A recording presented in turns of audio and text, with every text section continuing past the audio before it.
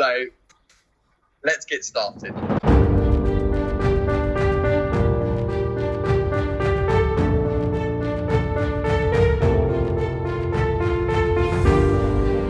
The first thing I would like us to do is play a game. I would like someone else to be the teacher for the first 5 minutes.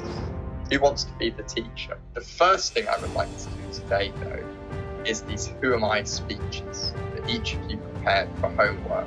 What we're going to do next is to create a mind map, a brainstorm together on techniques to use in speeches.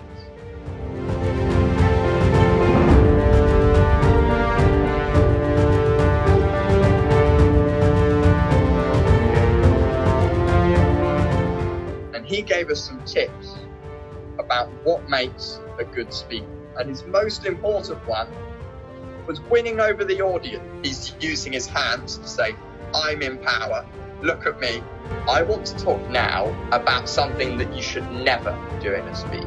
When we think of speeches, we can sometimes think it's all about me. I'm the one speaking. I have to persuade others.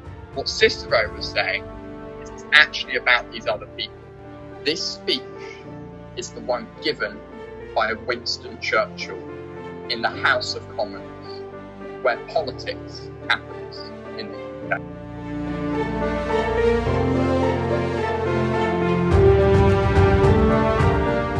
We're going to analyse what makes this speech good in the writing.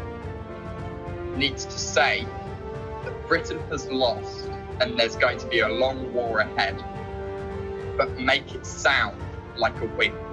Make it sound good so that people don't lose hope.